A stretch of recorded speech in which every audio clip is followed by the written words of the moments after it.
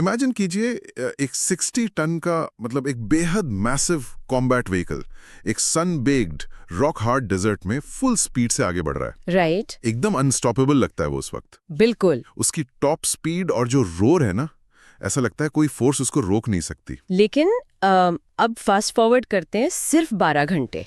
एक heavy rain storm आता है उस इलाके में। ओह, वही सबसे बड़ा गेम चेंजर है। एग्जैक्टली। और वो जो एग्जैक्ट सेम अनस्टॉपेबल मशीन थी, वो अब एक $multi-million मेटल कॉफिन बन चुकी है, जो बुरी तरह से कीचड़ के दलदल में फंस गई है। हाँ, और ये सुनने में थोड़ा एक्सट्रीम लगता है, पर रियलिटी यही है। सही बात है। देखिए, जब हम लोग क्रॉस कंट्री वर्ड सुनते हैं ना, तो दिमाग में अक्सर एक खुला मैदान या कोई फॉरेस्ट ट्रेल आता है जहां हम आराम से ड्राइव कर रहे हैं। आई मीन सिविलियन लाइफ में वही डेफिनेशन होती है क्रॉस कंट्री की। वही ना।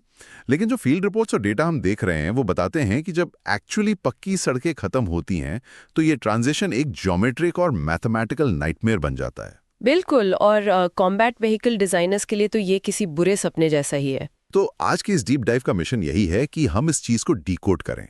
आखिर जब रोड्स खत्म होती हैं तो ये मैसिव आर्मीज आगे कैसे बढ़ती हैं? ये ट्रांजिशन इतना डेडली क्यों होता है? इसका जो रूट कॉज है ना, वो जमीन की नेचर में छुपा है। हम जमीन को एक स्टैटिक न बदलने वाली सॉलिड चीज समझने की गलती करते हैं। मतलब हमें लगता है कि मिट्टी है तो मिट्टी ही रहेगी, राइट? एग्जैक्टली। लेकिन रियलिटी में टेरेन एक लिविंग और ब्रीदिंग सिस्टम की तरह रिएक्ट करता है।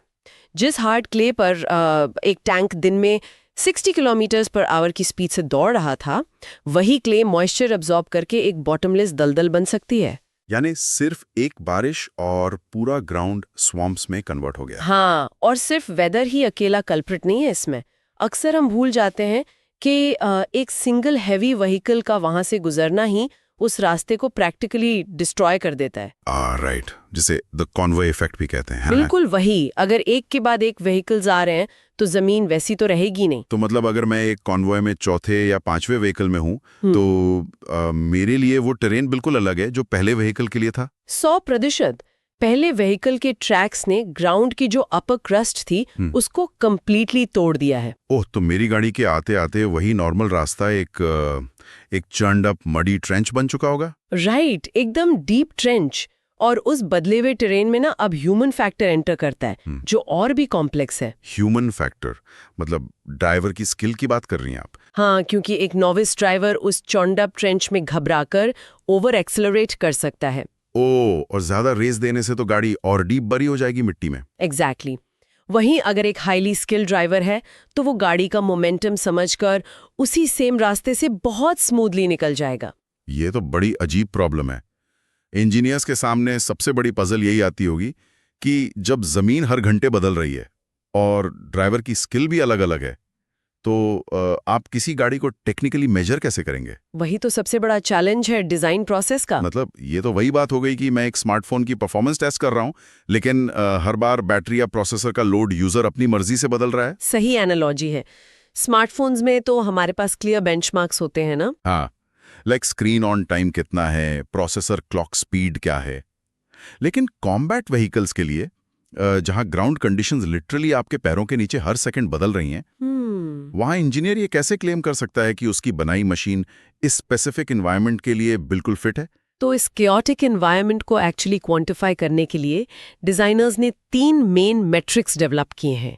इन्हें 3 मेजर्स ऑफ व्हीकल परफॉर्मेंस कहा जाता है। ओके, तो ये सब्जेक्टिव नहीं है, मतलब पक्के ऑब्जेक्टिव मैट्रिक्स हैं। हाँ, प्योरली ऑब्जेक्टिव।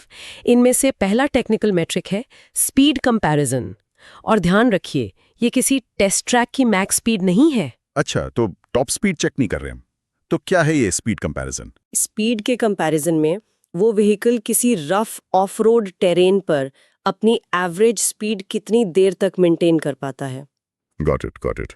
तो अगर एक इन्फेंट्री ट्रांसपोर्ट व्हीकल है जो हाईवे पर बहुत फास्ट है, राइट, लेकिन डर्ट ट्रैक आते ही उसे अपनी स्पीड से 80% कम करनी पड़ती है, तो उसका स्पीड कंपैरिजन स्कोर बहुत पुअर माना जाएगा। एग्जैक्टली। और ये लॉजिस्टिक्स और प्लानिंग के लिए बहुत जरूरी मैट्रिक है। हाँ, लॉजिक भी है इसमें। अगर किसी फोर्स को मैप पर पॉइंट ए से पॉइंट बी तक पहुंचना है तो कमांडर को ये एग्जैक्टली पता होना चाहिए कि ऑफ रोड कंडीशंस उनका कितना टाइम खाएंगे। बिल्कुल। ताकि एम्बुश या डिले से बचा जा सके। तो ये था पहला। दूसरा और सबसे इम्पॉर्टेंट पैरामीटर है ट्रैफिकेबिलिटी। ट्रैफिकेबिलिटी, ओके, ये क्या इवैल्यूएट करता है? ये मेजर करता है कि किसी स्पेसिफिक टेरेन का कितना प्रोपोर्शन वो व्हीकल बिना फंसे यानी बिना बॉगिंग का शिकार हुए क्रॉस कर सकता है। बॉगिंग, बॉगिंग मतलब दलदल में धंस जाना, राइट? हाँ, मिट्टी में कंप्लीटली फंस जाना। बॉगिंग सबसे बड़ा डर होता है क्रॉस कंट्री में। पर वेट, एक मिनट, अगर मेरे पास एक हैवी टैंक है तो उसकी रॉ पावर और शेयर वेट उसको मिट्टी में आगे पुश करने के लिए काफी क्यों नहीं होती? ये एक बहुत कॉमन मिसकंसेप्शन है। मतलब ज्यादातर लोग तो यही सोचेंगे ना कि टैंक का मास और इतना बड़ा इंजन उसके लिए एडवांटेज होना चाहिए मड में। वही ह्यूज वेट एक्चुअली सबसे बड़ा दुश्मन बन सकता है अगर ग्राउंड प्रेशर सही से डिस्ट्रीब्यूट ना हो रहा हो। अच्छा, कैसे? एक सिंपल एग्जाम्पल देती हूँ। अगर आप नंगे पैर कीचड़ में खड़े हैं तो आप धंस जाएंगे, है ना? हाँ, बिल्कुल धंस जाऊंगा। लेकिन अगर आप स्नो शूज पहन लें तो क्या होगा? आपका वही वेट एक बहुत बड़े सरफेस एरिया पर फैल जाएगा। ओह, आई सी। तो ग्राउंड प्रेशर कम हो जाएगा। एग्जैक्टली। ट्रैकेबिलिटी बेसिकली इसी फुटप्रिंट और टेरेन के वेट सहने की शक्ति के बीच का मैच है। Make sense. अगर जमीन का इंटरनल स्ट्रेंथ व्हीकल के ग्राउंड प्रेशर से कम है तो बॉगिंग तय है, फिर चाहे इंजन कितना भी बड़ा हो। बिल्कुल तय है। फुटप्रिंट बड़ा होगा तो ग्राउंड प्रेशर कम हो जाएगा और बॉगिंग के चांसेस कम होंगे। ओके, तो स्पीड कंपैरिजन हो गया, ट्रैकेबिलिटी हो गई, तीसरा मेट्रिक क्या बचा है? तीसरा टेक्निकल मेट्रिक है ऑब्स्टिकल नेगोशिएशन।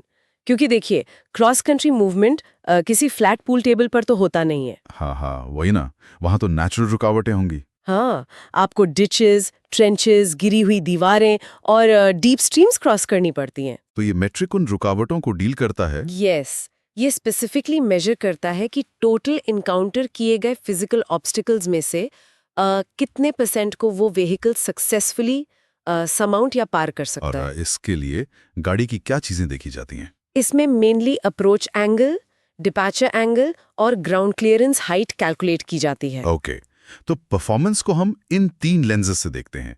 रफ टेरेन पर स्पीड कितनी ड्रॉप हुई, दलदल में फंसने से कैसे बचे और फिजिकल रुकावटों को कैसे क्लाइम किया। एग्जैक्टली। इन तीनों का बैलेंस एक सक्सेसफुल कॉम्बैट व्हीकल बनाता है। लेकिन देखिए, यहाँ एक काउंटर आर्ग्यूमेंट दिमाग में आता है और शायद बहुत से लोगों को ये लग रहा होगा, क्या?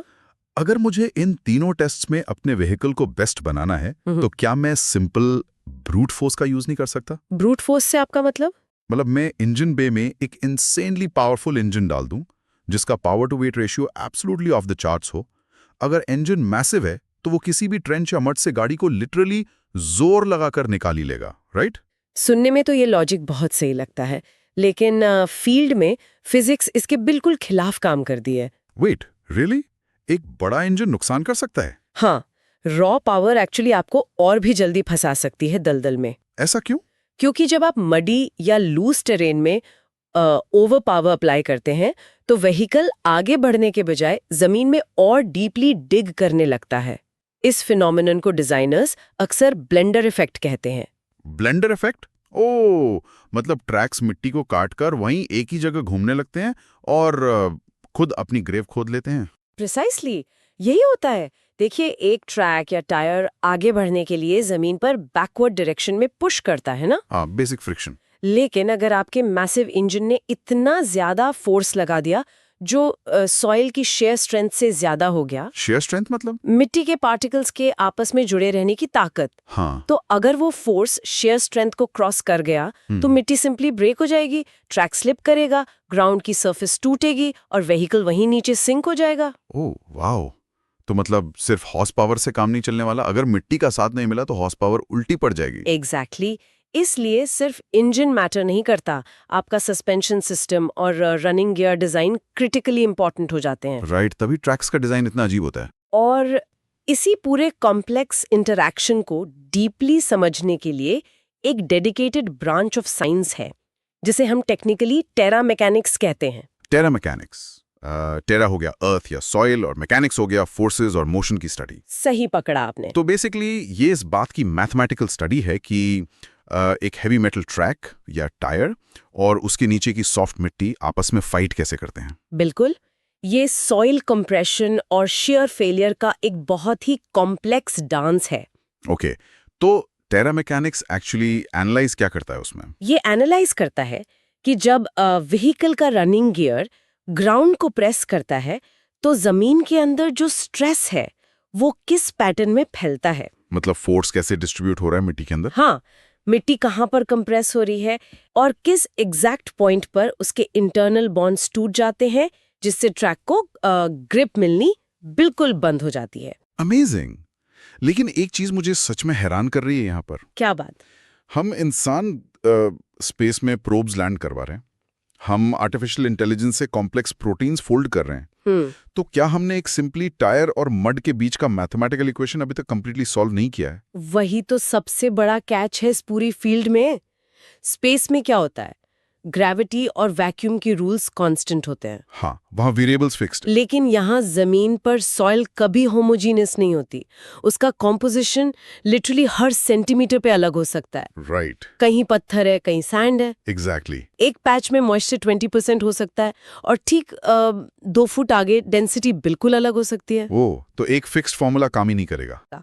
एक परफेक्ट इंजन की लैब टेस्टिंग और पावर आउटपुट हम डेसिमल पॉइंट्स तक एक्यूरेटली मेजर कर सकते हैं, लेकिन जमीन अनप्रेडिक्टेबल है। हाँ, जब आप उस मेजर्ड पावर को एक constantly changing unpredictable soil structure में ट्रांसफर करते हैं तो सारे मैथमेटिकल इक्वेशंस ब्रेक डाउन हो जाते हैं। This is genuinely mind blowing.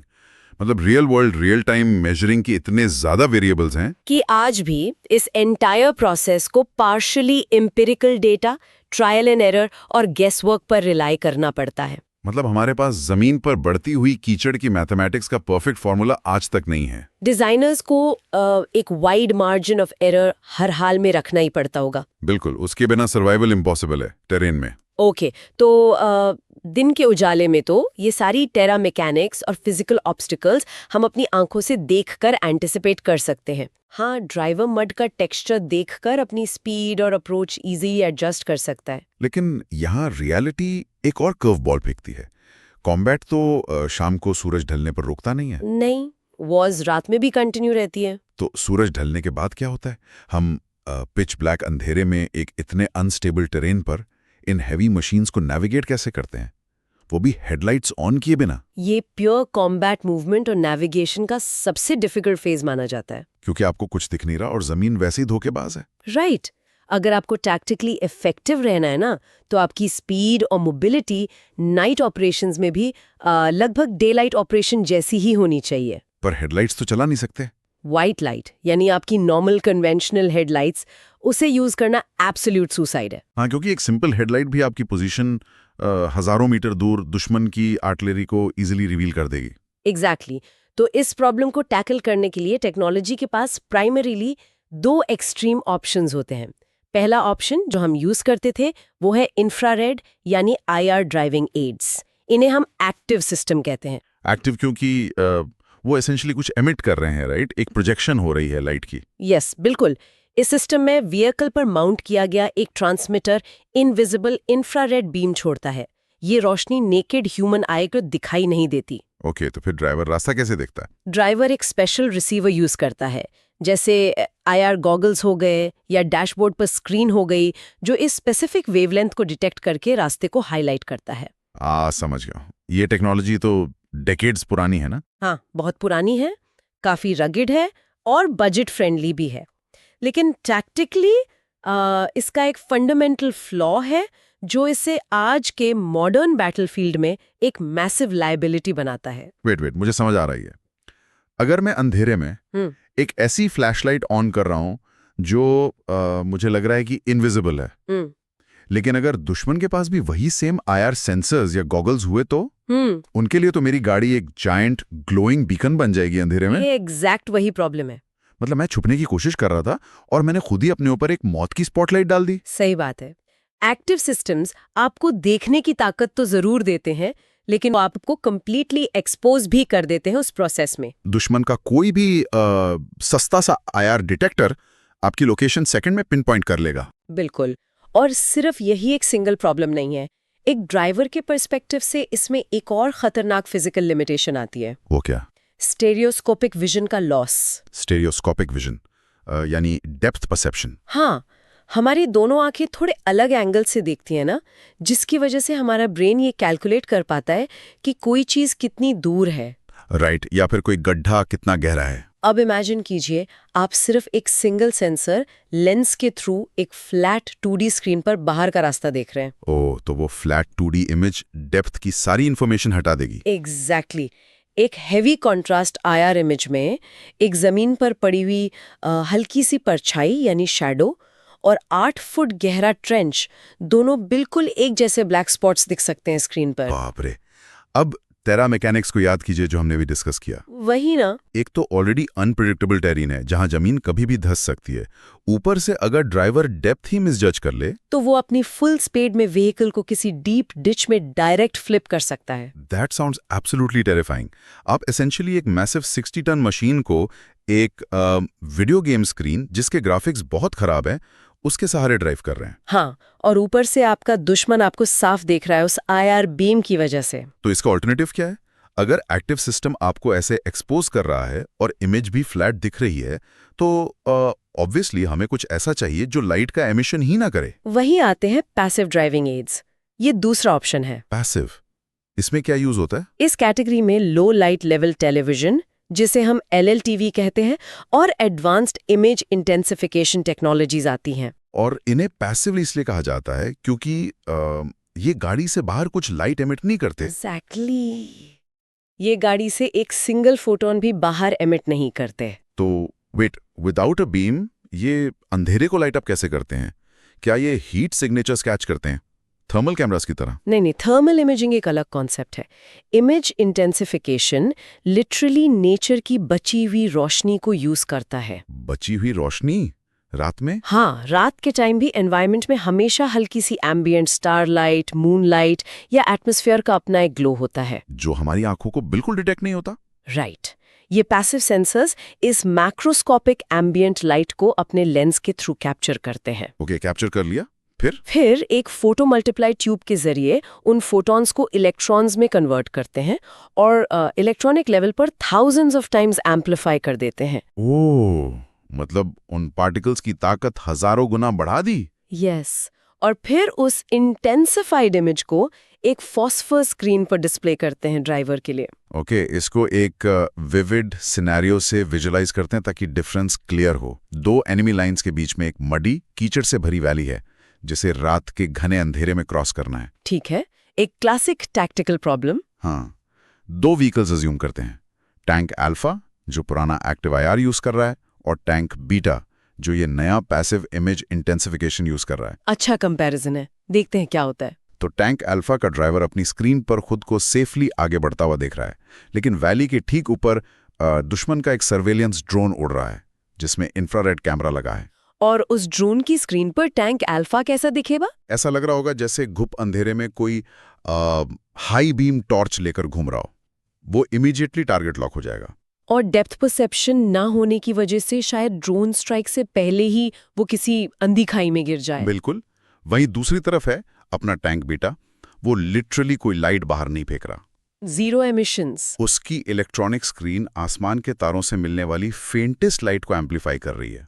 तो दुश्मन के ड्रोन के IR सेंसर्स के लिए वहां नीचे सिर्फ अनडिस्टर्ब्ड घना अंधेरा है। एग्जैक्टली। टैंक बीटा उनके लिए बिल्कुल इनविजिबल है। वो एक साइलेंट घोस्ट की तरह उस डिफिकल्ट टेरेन को चुपचाप क्रॉस कर लेगा। सर्वाइवल का डिफरेंस यहाँ क्लियरली नाइट एंड डे का है। बिल्कुल।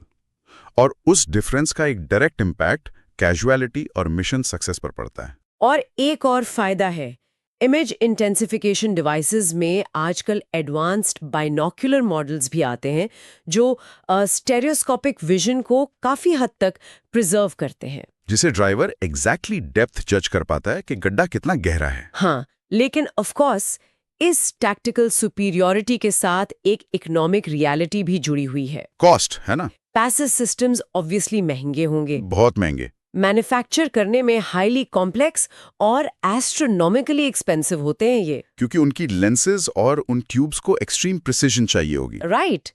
एक एक्टिव आईआर बीम इमिटर तो एक साधारण बल्ब की तरह सस्ता हो सकता है, लेकिन स्टारलाइट एम्पलीफाई करने वाला इक्विपमेंट कॉस्ट को स्काई रॉकेट कर देता है। बट अगेन, जब कैलकुलेशन कॉस्ट वर्सेस सर्वाइवल की हो और कॉम्बैट ऑपरेशंस में स्ट्रेटेजिक एडवांटेज मेंटेन करना हो, तो मॉडर्न मिलिट्रीज के पास ये सुपीरियर टेक अफोर्ड करने के अलावा कोई प्रैक्टिकल चॉइस बचती ही नहीं है। सही बात है। तो चलिए, इस पूरे डीप डाइव से हमने जो कुछ एक्सट्रैक्ट किया उसे अगर मैं कॉन्सेप्चुअली कंडेंस करूं तो हम यहां पहुंचते हैं। क्रॉस कंट्री मोबिलिटी किसी स्टैटिक ग्राउंड पर नहीं, बल्कि एक डायनामिकली ब्रीदिंग एनवायरनमेंट में होती है। हाँ, वेदर और कन्वॉय ट्रैफिक एक परफेक्ट डर्ट रोड को रैपिडली एक इम्पॉसिबल नाइटमेयर में बदल देते हैं। नंबर 2, इस अनप्रिडिक्टेबिलिटी को मैपने के लिए इंजीनियरिंग डिजाइन 3 कोर मैट्रिक्स पर रिलाई करती है। स्पीड, कंपैरिजन की रॉ स्पीड कितनी बची, ट्रैफिकेबिलिटी यानी बॉगिंग से बचना, और ऑब्स्टिकल नेगोशिएशन यानी फिजिकल रुकावटें क्रॉस करना। एग्जैक्टली। नंबर 3, जमीन और ट्रैक्स की आपस की टक्कर सिर्फ हॉर्स पावर से नहीं जीती जा सकती। सॉइल शियर स्ट्रेंथ और ग्राउंड फुटप्रिंट का बैलेंस समझना ज्यादा क्रूशल है, वरना ब्रूट फोर्स से हम सिर्फ मिट्टी में डीप सिंक होते जाएंगे। और फाइनली नंबर 4, नाइट नेविगेशन में अपनी खुद की इनविजिबल लाइट बीम फेंकने वाले एक्टिव आईआर सिस्टम्स दुश्मन के लिए टारगेट बीकन्स बन जाते हैं। वहीं स्टारलाइट को लाखों गुना बढ़ाने वाले passive image intensification systems vehicle को अदृश्य रखते हैं और बैटलफील्ड पर सर्वाइवल रेट ड्रामेटिकली बढ़ा देते हैं। हर एक समरी पॉइंट आप देखें तो डीपली इंटरकनेक्टेड है। हाँ, अगर टेरा मैकेनिक्स फेल हुई तो ट्रैफिकेबिलिटी सीधा जीरो हो जाएगी। और एक फंसा हुआ व्हीकल, चाहे वो रात में सबसे महंगे पैसिव नाइट विजन ही क्यों ना यूज कर रहा हो, वो अल्टीमेटली एक सिटिंग डक बन जाता है दुश्मन के लिए। यही इंटरकनेक्टेडनेस साइंस को इतना फैसिनेटिंग बनाती है। और इसलिए इस डीप ड्राइव को क्लोज करने से पहले मैं सबके दिमाग में एक चैलेंजिंग सिचुएशन छोड़ना चाहता हूँ। बिल्कुल। हमने अभी इतने पैरामीटर्स और कॉम्प्लेक्स कैलकुलेशंस डिकोड किए। अब जरा विजुलाइज कीजिए एक हाईली सोफिस्टिकेटेड कॉम्बैट व्हीकल जिसने एक ड्राई सैंडी डेजर्ट ट्रायल में रिकॉर्ड ब्रेकिंग परफॉर्मेंस दी हो। ओके। उसने स्पीड कंपैरिजन में टॉप मार्क्स अचीव किए, स्टीप सैंड ड्यून्स को परफेक्टली नेगोशिएट किया, सब कुछ एक्सीलेंट था। लेकिन सिर्फ हफ्ते भर बाद हैवी बारिश के चलते वही एग्जैक्ट मशीन एक स्वम्पी रिवराइन एनवायरनमेंट में एंटर करते ही पूरी तरह से फेल क्यों हो सकती है? सोचिए, इंजन वही है, आर्मर वही है और ट्रैक्स वही हैं, लेकिन एनवायरनमेंट के एक शिफ्ट ने उस पूरी मशीन की टेरा मैकेनिक्स को उल्टा करके रख दिया। जिस डेजर्ट फुटप्रिंट ने उसे वहां का हीरो बनाया, वही फुटप्रिंट उस स्वैम्प में उसका ट्रैप बन गया। ये इस बात का प्रूफ है कि जब बात ग्राउंड रियलिटी की आती है तो नेचर इंजीनियरिंग की सबसे कॉम्प्लेक्स कैलकुलेशंस पर भी भारी पड़ सकती है। इस मैकेनिकल और नेचुरल कॉन्फ्लिक्ट पर विचार करते रहिए। हम जल्द ही ऐसी ही किसी डीपली एनालिटिकल और अनएक्सपेक्टेड डिस्कशन के साथ वापस लौटेंगे।